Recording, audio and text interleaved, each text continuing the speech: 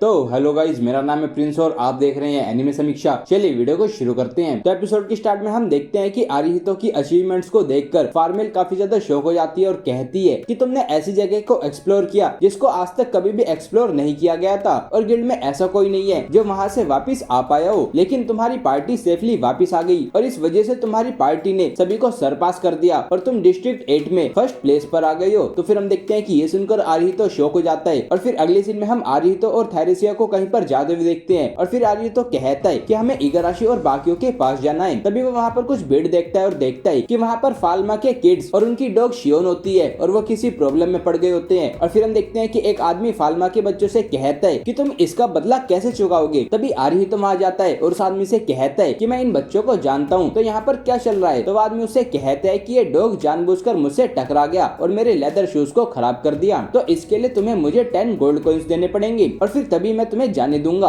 ये देखकर आरिहितो सोचता है कि ये तो धोखाधड़ी कर रहा है। फिर फाल्मा की लड़की आरिहितो को बताती है कि शियोन जानबूझकर उससे नहीं टकराई थी, उसने तो बस बिग ब्रदर को प्रोटेक्ट किया क्योंकि वो आदमी बिग ब्रदर से टकराने वाला था। तो सुनकर वो आदमी कहता है कि बकवास करना बंद करो और मुझे पैसे दे दो। फिर आरिहितो फाल्मा के चिल्ड्रन एक और प्लम से कहता है कि क्या तुम शियोन को मुझे दे सकते हो। तो वो शियोन को उसकी पार्टी में ऐड कर देते हैं और फिर आरिहितो उस आदमी से कहता है कि शियोन ने कुछ गलत नहीं किया तो माफी मांग लो और मैं तुम्हें जाने दूंगा। तो सुनकर वो शियोन पर अटैक करता है, लेकिन आरिहितो डिफेंस सपोर्ट से उसको बचा लेता है और फिर वो शियोन से अटैक करने के लिए कहता है। तो शियोन उस आदमी पर अपनी टेल से अटैक करके उसको दूर गिरा देती है और फिर वो आदमी वहाँ से भाग जाता है। फिर हम देखते हैं कि वहाँ पर फाल्मा जाती है और फिर वो इस सब के लिए आरिहितो को थैंक यू बोलती है और फिर हम देखते हैं कि शियोन आरिहितो के पास जाकर बैठ जाती है और फिर एक उसे बताता है कि शियोन चाहती है कि तुम उसको पेट करो। तो फिर आरिहितो उसको पेट करने लगता है और फिर थेरेसिया भी उसको पेट करती है। फिर आरिहितो फाल्मा से पूछता है कि क्या तुम्हें पता है कि शियोन के जैसा गार्ड डॉग हमें कहाँ मिल सकता है। तो सुनकर वो पूछती है कि क्या तुम्हें शियोन पसंद आई। तो वो हाँ बोलता है। तो फिर वो आरिहितो से शियोन को उसके नेक्स्ट एक्सप्लोरेशन पर ऐड करने के लिए पूछती है और कहती है कि मैं काफी समय से उसे एक्सप्लोरेशन पर ले जाने का चांस देना चाहती थी। तो फिर हम देखते हैं कि इससे आरिहितो की पार्टी का डिफेंस और अच्छा हो जाएगा। तो ये देखकर आरिहितो मान जाता है और फिर अगले सीन में हम आरिहितो और थेरेसिया को बाकी सभी के साथ देखते हैं और वो डिसेक्शन सेंटर के बाहर होते हैं और फिर वो अंदर चले जाते हैं। फिर हम उन सभी को डिसेक्शन सेंटर के ओनर के सामने देखते हैं और फिर हम देखते हैं कि वहाँ पर उसकी डॉटर भी आ जाती है और फिर हमें पता चलता है कि वो वहाँ पर गेज हाउंड और प्लेन ईटर मॉन्स्टर लाए होते हैं। फिर हम देखते हैं कि उस आदमी रिकर्टन की डॉटर मेलिसा जाकर उन मॉन्स्टर को डिसेक्ट करने लगती है और फिर आरिहितो रिकर्टन से पूछता है कि क्या तुम यहाँ पर सिर्फ डिसेक्शन ही करते हो। वो कहता है कि अगर हो सके तो मैं एक अप्रेजल कराना चाहता हूँ। रिकर्टन कहता है कि माफ करना, हम यहाँ पर अप्रेजल नहीं करते। आरिहितो से पूछते हैं कि क्या तुम्हारे पास कोई अप्रेजल स्किल वाला मेंबर नहीं है, वो पार्टी में होना काफी अच्छा रहता है। फिर वो देखते हैं कि डिसेक्शन पूरा हो गया होता है। तो ये देखकर रिकर्टन कहता है कि गेज हाउंड और प्लेन ईटर को एक साथ हराना और सही सलामत वापिस आना काफी बड़ी बात है। वैसे भी लैब्रिंथ में अच्छे सीकर्स का मरना और ट्रांसफॉर्म होकर डेमी ह्यूमन बनना काफी कॉमन बात है। फिर वो कहता है कि लेकिन मैंने सुना है कि वो वापस से ह्यूमन बन सकते हैं। फिर आरिहितो कहता है कि जब मैंने थेरेसिया को रिक्रूट किया था तो मैंने इसे नॉर्मल बनाने का डिसाइड किया था। तो सुनकर रिकर्टन उसको बताता है कि मेरी वाइफ यानी कि मेलिसा की मदर भी एक डेमी ह्यूमन है, उसने लैब्रिंथ में अपनी जान खो दी थी और वो डेमी ह्यूमन बन गई। वो कहता है कि लेकिन उस समय मेलिसा उसके पेट में थी, तो मेलिसा को जन्म देने के बाद मेरी वाइफ ने एक्सप्लोरेशन कंटिन्यू करने के लिए एक फ्रेंड का ग्रुप ज्वाइन किया क्योंकि वापस से ह्यूमन बनने के लिए तुम्हें अपनी रैंक बढ़ानी होती है। फिर रिकर्टन आरिहितो से पूछता है कि तुम यूथ के बारे में क्या सोचते हो। वो कहता है कि मेलिसा को चाइल्डिश चीजों में कम इंटरेस्ट है और उसे सिर्फ मॉन्स्टर को डाइसेक्ट करना ही पसंद है और इसी वजह से वो हमेशा मेरी शॉप में हेल्प करती रहती है। वो नहीं जानती कि उसे अपनी एज के बच्चों के साथ इंटरेक्ट कैसे करना है। वो कहता है कि तो क्या उसका ऐसे अपनी यूथ को वेस्ट करना सही है। फिर रिकर्टन कहता है कि मैं चाहता हूँ कि मेलिसा बाहर जाकर वर्ल्ड को एक्सप्लोर करे। फिर हम देखते हैं कि मेलिसा को प्लेन ईटर से कैमोफ्लेज स्टोन मिला होता है जिससे उनको एक स्टेल्थ स्किल मिल जाएगी जिससे वो अपने आसपास के एनवायरनमेंट में ब्लेंड हो सकते हैं। तो फिर आरिहितो उसे अपने एक वैन गार्ड को देने के लिए कहता है, लेकिन तभी इगाराशी उससे कहती है कि तुम क्या कह रहे हो, इसे तुम यूज करोगे क्योंकि मैं नहीं चाहती कि तुम फिर से उसी तरह हर्ट हो जाओ। फिर मेलिसा आरिहितो से कहती है कि स्टेल्थ स्किल मैजिक पावर को काफी तेजी से ट्रेन करती है, तो इसको यूज करते हुए केयरफुल रहना। तो आरिहितो ओके बोलता है और कहता है कि मैं इसे अपने गियर पर यूज करूंगा। फिर वो मेलिसा से पूछता है कि क्या तुम हमारे साथ चलकर एक्सप्लोर करना चाहोगी। तो फिर हम देखते हैं कि वो हाँ बोलती है। तो आरिहितो कहता है कि जब हम एक्सप्लोर करने जाएंगे तो मैं तुम्हें पिक कर लूंगा, तो रेडी रहना। तो वो ओके बोलती है। फिर अगले सीन में हम देखते हैं कि वो सभी उनके रॉयल सूट की बिल्डिंग में आ जाते हैं और फिर एक मेड मिलिस उन्हें उनके रूम की तरफ ले जाने के लिए कहती है जो कि सेकंड फ्लोर पर होता है। तो फिर हम देखते हैं कि आरिहितो वहीं पर चेक इन के लिए रुक जाता है और वो सभी रूम में चले जाते हैं। फिर हम देखते हैं कि आरिहितो चेक इन करने लगता है और फिर वहाँ पर एक आदमी आता है और आरिहितो से पूछता है कि तुम यहाँ पर आई नई पार्टी के लीडर हो, है ना? तो वो हाँ बोलता है और उसको अपना इंट्रोडक्शन देता है और फिर वो आदमी उसको बताता है कि हम डिस्ट्रिक्ट 8 में टॉप पर थे, लेकिन अभी हम सेकंड पर आ गए। आरिहितो कहता है कि हम टॉप पर इसलिए आए क्योंकि हमारा कंट्रीब्यूशन उम्मीद से ज्यादा था, लेकिन उसमें लक का भी काफी बड़ा रोल था। तो सुनकर वो आदमी कहता है कि तुम तो काफी हम्बल हो, लेकिन तुम स्किल्ड भी होगे। फिर आरिहितो उसे बताता है कि हमारी पार्टी में एक लेवल 9 की मेंबर है। तो सुनकर वो शॉक हो जाता है और पूछता है कि क्या तुम इलिशा की बात कर रहे हो? तो आरिहितो कहता है कि हाँ, किसी तरह से हम साथ में आ गए। फिर वो आदमी आरिहितो को बताता है कि मेरा नाम जॉर्ज है और मैं पोलारिस का लीडर हूँ। हम देखते हैं कि उसकी पार्टी का नाम सुनकर आरिहितो कहता है कि मुझे नहीं पता था कि पार्टी का नाम भी रखा जाता है और मैं इसके बारे में अपनी पार्टी से बात करूंगा। जॉर्ज पूछता है कि तुम लीडर हो तो तुम वो खुद डिसाइड क्यों नहीं करते? तो आरिहितो कहता है कि मैं बस नाम का ही लीडर हूँ और मेरी पार्टी मेंबर की वजह से हमारी पार्टी एग्जिस्ट करती है। तो जॉर्ज कहता है कि मैं समझ गया। फिर वो कहता है कि आज मेरे पास टाइम कम है, लेकिन किसी दिन हम साथ में बैठकर ड्रिंक करेंगे, और फिर ये कहकर वो चला जाता है। फिर आरिहितो सोचता है कि ये अच्छा इंसान लगता है। फिर अगले सीन में हम उन सभी को खाना खाते हुए देखते हैं और उन्हें वो खाना पसंद आ रहा होता है, लेकिन फिर हम देखते हैं कि मिसाकी एक डिश खाने से झिझक रही होती है और फिर वो उसको थेरेसिया को दे देती है। तो फिर इलिशा उससे कहती है कि अगर तुम सभी कुछ नहीं खाओगी तो सही से बड़ी नहीं होगी। लेकिन फिर सुजुना देखती है कि इलिशा खुद भी अपनी वेजिटेबल्स नहीं खा रही होती और पूछती है कि क्या तुम्हारे लिए इन्हें मैं खा लूं? तो इलिशा कहती है कि मैं तुम्हें ये आधी दे दूंगी। फिर हम देखते हैं कि इगाराशी के लिए एक डिश खाना थोड़ा ज्यादा हो रहा होता है, तो वो उसको थेरेसिया को दे देती है और वो उसको ले लेती है। तो ये देखकर आरिहितो थेरेसिया से कहता है कि तुम्हारा एपेटाइट काफी अच्छा है। फिर इलिशा आरिहितो से पूछती है कि क्या तुम थेरेसिया से नोट्स के थ्रू कम्युनिकेट नहीं कर सकते? तो वो कहते हैं कि ऐसा लगता है कि वो लिख नहीं सकती। और फिर सुजुना कहती है कि मैं तो थेरेसिया को बोलते हुए सुनना चाहती हूँ। फिर आरिहितो उनसे कहता है कि हमें कल एक्सप्लोरेशन पर जाना है, तो ओवर ईटिंग मत करना। फिर मिसाकी उससे कहती है कि पक्का मैं कल तुम्हारे साथ नहीं जाऊंगी, है ना? तो आरिहितो कहता है कि अगर हम मेलिसा और शियोन को साथ ले जाए तो भी हम 8 ही होते हैं, तो तुम भी साथ आ सकती हो, लेकिन तुम्हारा लेवल सिर्फ 2 है, तो तुम्हारे हेल्थ पॉइंट काफी कम है। तो मिसाकी कहती है कि तो फिर मैं और मेलिसा पीछे एक अलग ग्रुप में रहेंगे और हम बैटल्स को ज्वाइन नहीं करेंगे। फिर आरिहितो सोचते है कि मेरा सपोर्ट मेरे टीममेट्स के पीछे रहने पर ही वर्क करता है, तो अगर मैंने खुद को अच्छे से पोजीशन किया तो मैं इन्हें भी सपोर्ट कर पाऊंगा। फिर आरिहितो मिसाकी से पूछता है कि क्या मैं तुम्हारी स्किल्स को चेक कर सकता हूँ? तो वो ओके बोलती है। तो फिर हम देखते हैं कि आरिहितो उसकी स्किल्स को देख रहा होता है, लेकिन फिर वो देखता है कि उसके पास एक्वायर करने के लिए ज्यादा अच्छी स्किल्स नहीं होती। तो आरिहितो उससे एक लेवल और रुकने के लिए कहता है, तो वो मान जाती है। फिर सुजुना आरिहितो से उसकी भी स्किल्स को चेक करने के लिए कहती है। तो फिर आरिहितो देखता है कि वो श्राइन मेडन और आर्चरी स्किल्स को सीख रही होती है और फिर सुजुना कहती है कि आर्चरी मास्टर स्किल की तरह मीडियम स्किल भी ऐसी है जिसको मैं अपनी पास्ट लाइफ में नहीं कर सकती थी, तो मैं वो ट्राई करना चाहती हूँ। आरिहितो कहता है कि हो सकता है कि तुम्हें एक इविल स्पिरिट पोजेस कर ले, लेकिन तुम ये लेना चाहती हो तो चलो मीडियम स्किल को एक्वायर करते हैं। वैसे भी लैब्रिंथ में जाने पर प्यूरिफिकेशन यूजफुल हो सकता है। फिर मिसाकी आरिहितो से कहती है कि हमारे रूम में एक बाथ है, तो क्या तुम पहले जाकर बात लेना चाहोगे? इगाराशी कहती है कि हमें 2 लोगों के ग्रुप में जाना चाहिए ताकि कम समय लगे। फिर वो थेरेसिया से कहती है कि हम दोनों एक ही रूम में हैं, तो क्या तुम मेरे साथ चलोगी? तभी हम देखते हैं कि आरिहितो को थेरेसिया के साथ वो पास्ट वाला इंसिडेंट याद आता है और फिर वो थेरेसिया से कहता है कि तुम्हें इगाराशी का ऑफर मानकर उसको ज्वाइन करना चाहिए। लेकिन फिर इगाराशी देखती है कि वो किसी के भी साथ नहीं जाना चाहती और वो आरिहितो की तरफ देखती है, तो वो शॉक हो जाता है। फिर इगाराशी कहती है कि अगर आरिहितो थेरेसिया के साथ होगा तो मैं अकेली पड़ जाऊंगी। आरिहितो से पूछता है कि क्या तुम्हें इसी की चिंता हो रही है? तो वो कहती है कि ऑफ कोर्स। वो कहती है कि नॉर्मली मैं एक वुमेन को मैन के साथ बात लेने नहीं दूंगी, लेकिन थेरेसिया तुम्हें काफी पसंद करती है तो मैं इसे जाने दे सकती हूँ। फिर इगाराशी कहती है कि अगर हम स्विम सूट्स पहने तो साथ में बात लेने में कोई प्रॉब्लम नहीं है। तो फिर थेरेसिया ओके बोलती है, लेकिन फिर आरिहितो कहता है कि तुम्हें ये सब कुछ करने की जरूरत नहीं है। तो इगाराशी कहती है कि प्रॉब्लम थेरेसिया का अकेले हो जाना है, तो तुम मना नहीं कर सकते। फिर अगले सीन में हम देखते हैं कि बात लेने के बाद वो सभी सो रहे होते हैं और आरिहितो बालकनी में अकेला होता है और फिर हम देखते हैं कि वहाँ पर थेरेसिया जाती है और फिर आरिहितो देखते हैं कि थेरेसिया की बॉडी हॉट वाटर की वजह से अभी भी काफी गर्म होती है और वो सो नहीं पा रही होती और उसकी एचपी लगातार कम हो रही होती है। तो फिर वो थेरेसिया के पीछे जाता है ताकि वो रिकवर कर सके और फिर वो थेरेसिया से कहता है कि तुम काफी समय से मेरी हेल्प कर रही हो, लेकिन मैंने कभी भी तुम्हें थैंक यू नहीं बोला। और फिर हम देखते हैं कि वो थेरेसिया को उसकी पार्टी को ज्वाइन करने के लिए थैंक यू बोलता है। फिर आरिहितो देखता है कि थेरेसिया उससे कुछ कहना चाह रही होती है जो उसको समझ नहीं आ रहा होता। तो आरिहितो कहता है कि किसी दिन मैं तुम्हें फिर से ह्यूमन बना दूंगा, तो जब वो दिन आएगा तो तब तुम खुद अपनी आवाज में मुझे वो बता देना। फिर सीन चेंज होता है और हम अगले दिन का सीन देखते हैं और हम उन सभी को टाउन में देखते हैं, लेकिन फिर तभी वो काफी शोर सुनते हैं और फिर वो देखते हैं कि टाउन में मॉन्स्टर आ गए होते हैं और फिर इलिशा उनको देखकर कहती है कि ये तो स्टैम्पीड है और फिर हम देखते हैं कि एपिसोड यहीं पर एंड हो जाता है। तो गाइस, ये था episode 7 of the world's strongest rear guard. अगर आपको वीडियो पसंद आई तो वीडियो को लाइक कीजिए, चैनल को सब्सक्राइब कीजिए, प्रेस कीजिए बेल आइकन को। मैं मिलता हूँ आपसे अगली वीडियो में। Thank you.